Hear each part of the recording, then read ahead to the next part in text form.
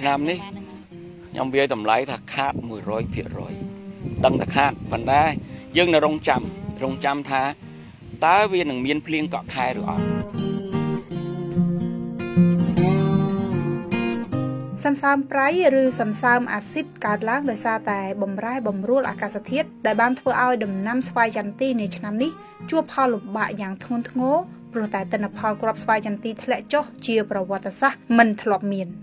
នេះបើតាមការឲ្យដឹងពីលោកវ៉ារុតសានម្ចាស់ចំការស្វាយចន្ទីដែលមានទីតាំងនៅភូមិស្គុនឃុំសុទឹកស្រុកជើងព្រៃខេត្តកំពង់ចាមហើយលោកក៏ជាអ្នកបណ្ដុះបណ្ដាលដល់កសិករជាច្រើនអំពីបច្ចេកទេសដាំស្វាយចន្ទីផងដែរ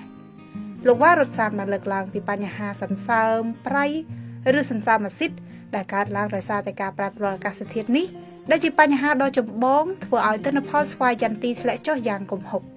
តើអ្វីទៅជាសន្សើមប្រៃឬសន្សើមអាស៊ីតនោះហើយសន្សើមប្រៃនេះមានផលប៉ះពាល់បែបណាខ្លះដល់ដំណាំស្វាយចន្ទីលោកវ៉ារុតសានពន្យល់ដូចនេះ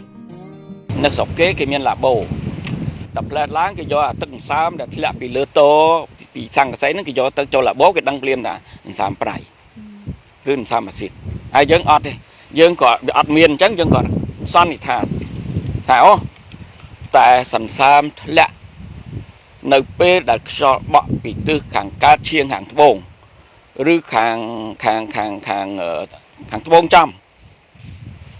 ភាគច្រើនគឺជាសន្សើមប្រៃអាហ្នឹងការចំណាំបាទបើខ្យល់បក់ពីខាងជើងហើយមានសន្សើមអត់ភ័យទេអាហ្នឹងអត់ភ័យសោះអាហ្នឹងការចំណាំរបស់ខ្ញុំដែលខ្ញុំធ្វើចការវាជា20ឆ្នាំហើយអញ្ចឹងយើងមើលយើងចំណាំអាហ្នឹងថាឲ្យយកមក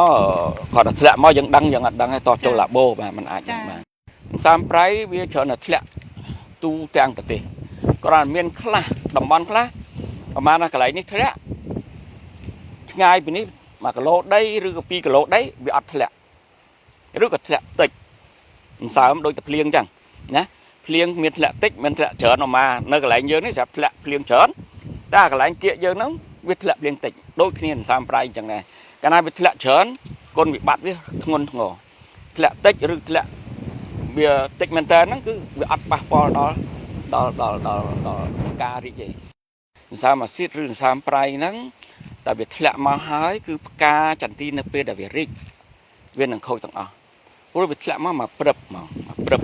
វាអត់ដូចតកៅវាអត់ដូចសត្វល្អិតទេសត្វល្អិតយើងអាចបាញ់វាចនកាយវាមិនស៊ីទាំងអស់ទាំងផ្កាទាំងអស់ហើយប៉ុន្តែចំពោះសន្សើមប្រៃវាធ្លាក់មកទាំងអស់ហ្មងអញ្ចឹងវាប៉ះផ្កាចន្ទីដែលរីកទាំងប្រមាណខូចទាំងអស់ព្រោះយើងដឹងហើយចន្ទីវាផ្កានឹងចុងមែកអញ្ចឹងនៅពេលដែលអកេសរញីឈ្មោលវាហ្នឹងនឹងផ្កាហ្នឹងវាលៀនចេញមកក្រៅអញ្ចឹងហ្មងអាស្តិនទៅក្រៅហ្នឹងអញ្ចឹងសន្សើមធ្លាក់មកគឺចំខូចទាំងអស់អញ្ចឹងរឿងអស់ហ្នឹងឯងដែលធ្វើឲ្យកសិករយើងឆ្នាំនេះទទួលបានផលតិចចំពោះចន្ទីណាដែលផ្ការីកមុនសន្សើមប្រៃធ្លាក់គឺបានផលប៉ុន្តែចំពោះចន្ទីណាដែលរីកនៅពេលដែលសន្សើមប្រៃធ្លាក់គឺវានឹងខូចទាំងអស់តើមានដំណោះស្រាយយ៉ាងដូចម្តេចចំពោះសន្សើមប្រៃឬសន្សើមអាស៊ីតដើម្បីអាចកាត់បន្ថយផលប៉ះពាល់ឲ្យបានជាអតិបរមាចំពោះដំណាំស្វាយចន្ទីយើងលើកឧទាហរណ៍នេះដែលខ្ញុំចង់បង្ហាញឃើញទេកេសរញីឈ្មោលវាលៀនចេញមកក្រៅអញ្ចឹងកេសរញីឈ្មោលវាលៀនចេញនេះចេញមកនេះហូចចុះឲ្យវានៅក្រៅមេឃអញ្ចឹងធ្លាក់មកវាមិនប៉ះខូចភ្លាមហើយយើងត្រូវយល់ថាសន្សើមឬក៏ទឹកកេសរវាម្សៅវាមិននេះណាមិនចឹងម្សៅទេអញ្ចឹងគ្រាន់តែវាប៉ះហ្នឹងវាខូចបាត់ហើយតែមានថ្នាំអីទៀតដែលថាវាអត់ខូចចង់និយាយថាវាខូចហើយវាងាប់ទៅហើយខូចអាកេសរនេះប៉ុន្តែអាសបកក្រៅនេះអាស្ទាប់ផ្កាវាអត់ទាន់ឃើញខូចទេណាអញ្ចឹងបានគេអាចបោកបានបើអត់ឃើញអាស្ទាប់ផ្កាខូចផងតែវាពិតនេះអាស្តិនចេញមកក្រៅកេសរញីឈ្មោលនេះវាបានខូចហើយអញ្ចឹងគេថាបាញ់ទៅវាកាន់មិនកើតនេះជាចំណុចតែវានឹងអាចជួយដែរបើសិនណាជាផ្កាមួយចំនួនអត់ទាន់រីកចាប់បន្ទាប់មកវារីកអាហ្នឹងហើយអារីកហ្នឹងក៏អត់ត្រូវសន្សើមប្រៃវាអាចកាន់ក្តឹបនេះចង់បញ្ជាក់ជូនមើលចា គូជំរាបថាលោកវ៉ារ៉ុតសានមិនត្រឹមតែជាម្ចាស់ចំការស្វាយចន្ទីប៉ុណ្ណោះនោះទេលោកក៏ជាអ្នកដែលបានរកឃើញនិងដាក់ឈ្មោះពូជស្វាយចន្ទី3ប្រភេទដែលជាប្រភេទពូជស្វាយចន្ទីមានការដាំដុះច្រើននិងកំពុងមានទីផ្សារនាពេលបច្ចុប្បន្នលើពីនេះលោកក៏បានចងក្រងសៀវភៅមួយក្បាលដែលនិយាយអំពីគន្លឹះកាត់បន្ថយផលវិបាក